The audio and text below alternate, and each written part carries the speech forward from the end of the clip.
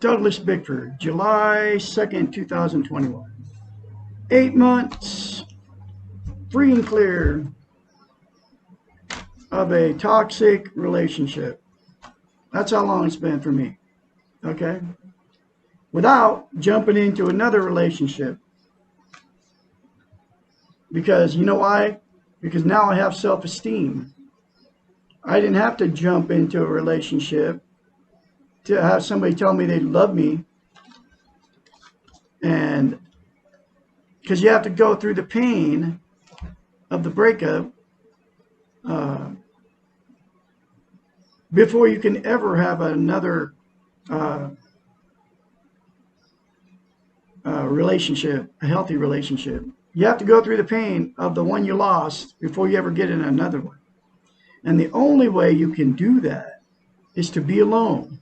And the way you can handle being alone and not jumping into another relationship is one simple concept. It's called mirror therapy. Look at yourself in the mirror and say, I love you. Say, I love my inner child. And say it over and over again. Say it daily. And keep doing it no matter what anybody says. But my advice is don't tell anybody you're doing it, because they'll tell you, criticize you, and they'll talk trash about whoever talked to you, which is told you that, which is me, the purveyor of the message. And then you won't do it. And then you won't get self-esteem, self-love, because that is exactly what that'll give you. Okay? So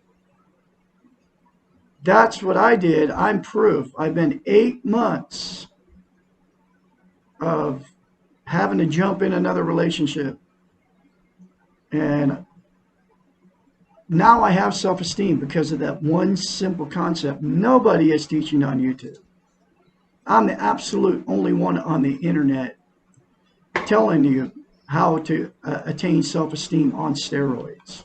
That self-esteem is how you feel about yourself. It's called self-love. Okay.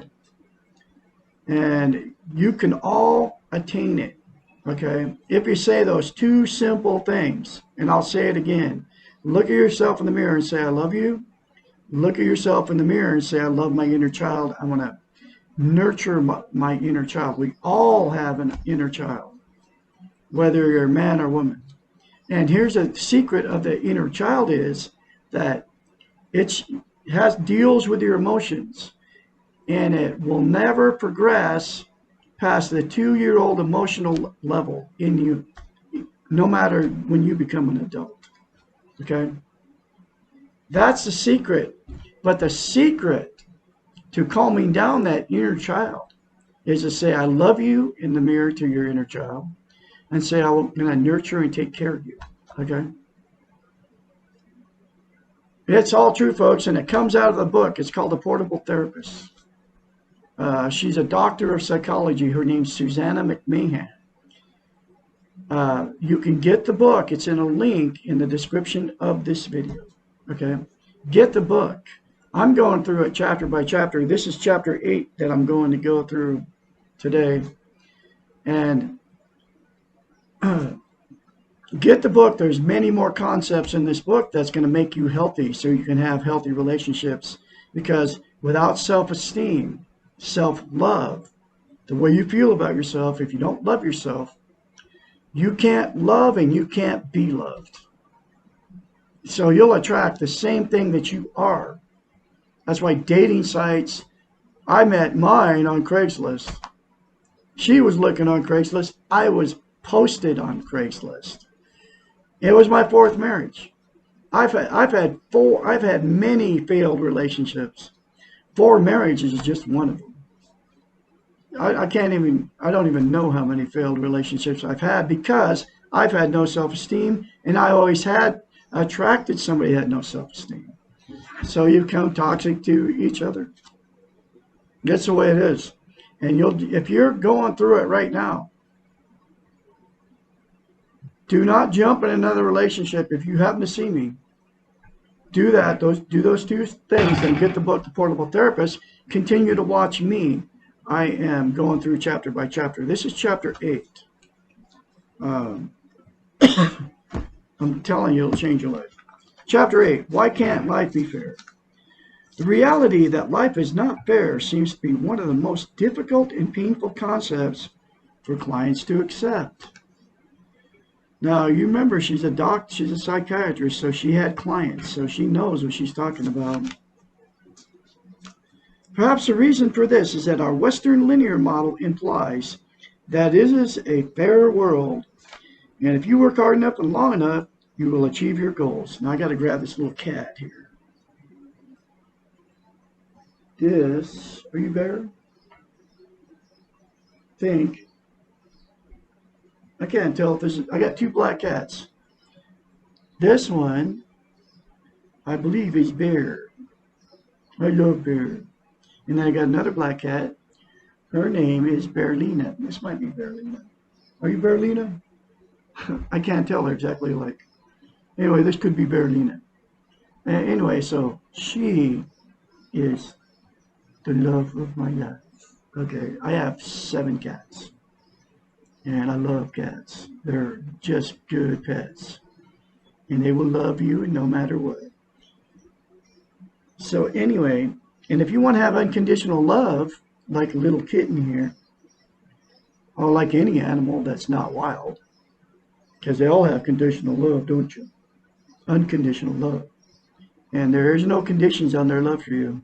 You can be the same way, because a little cat, this little kitten, Berlina, has the same thing that you can attain by attaining self-esteem in you.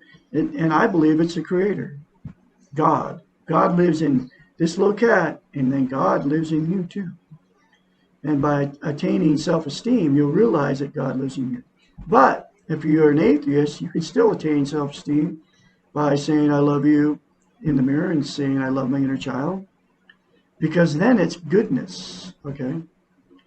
Just replace God with goodness, because we all have goodness in us, okay? I believe it's God. But if you want to believe, you don't believe in God, then call it goodness. And then you can attain self-love too, like this little cat has. She doesn't even know, do you? Do you know? Are you cute? You got God living in you.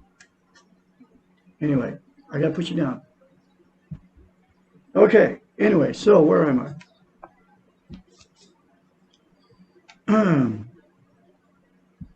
Perhaps the reason for this is that our Western linear model implies that it is a fair world, and if you work hard enough and long enough, you will achieve your goals. Perhaps the ideals behind the creation of the United States, the values of equality and fairness for all, have led us to assume that it is the way the world should work. Whatever the reasons, the fact remains that we want the world to be fair. We want to be able to depend on something concrete, and we want some guarantees for our safety, security, and well-being. The fact that these guarantees do not exist does not stop us from wanting them. Many of our defense mechanisms, our illusions, television, our denials have to do with not accepting the fact that life is unfair. Life is not fair because fairness is a value judgment. This means that what is fair is subjective. It changes according to who is rating and what, when, and why. What is fair to me today may no longer be fair tomorrow, or in different circumstances, or around different people. An example, the promotion that I worked hard for but was given to you is not fair to me, but very fair according to your perspective. And even if you agree with me that it was not fair, next month you will justify the fairness of it by believing you are doing a good job. The importance of the concept that life is not fair is not in the explanation of it, but in the acceptance. The question, why not, is a crazy-making one. There will always be reasons why life should be fair to you, and you may spend hours defending, denying, fighting, or being depressed because something unfair has happened again. The big issues of unfairness, the life and death issues, will never be explained in a way that makes sense. There is no answer to why question when someone you love is dying. We may know the how, cancer, heart disease, another disease, accident, but we will never know the why. And pondering the why causes dysfunctional behavior. This is a very different process from accepting and grieving. Grief eventually ends. It is a natural process. Wondering may never end. It is unproductive. And at some point, we must let go of the why and accept the reality and get on with living. Trying to make the world fair is both destructive and self-defeating. Many good-natured people run around trying to fix the unfairness of it all.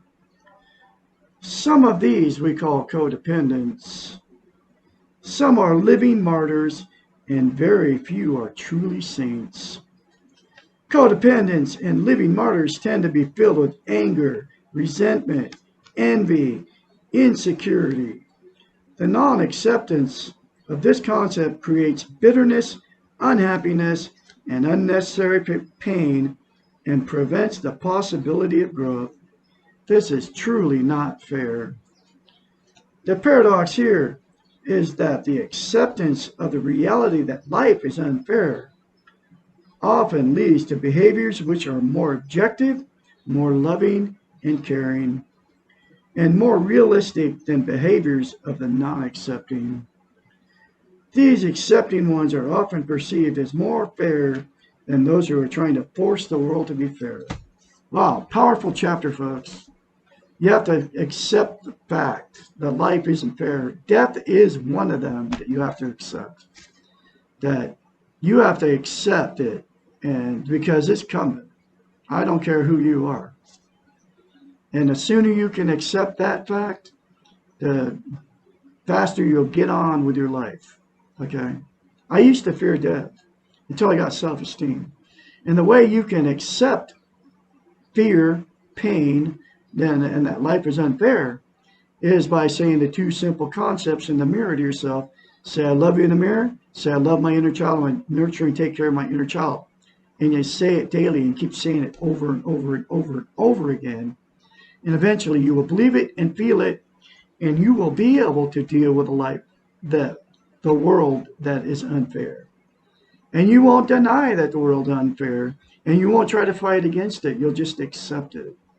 Just like you have to accept yourself just the way you are to get training or to change and become a more secure in yourself. But anyway, get the book, The Portable Therapist. It's in the link in the description of this video. Douglas Bickford, have more later for you. You all have a great day out there.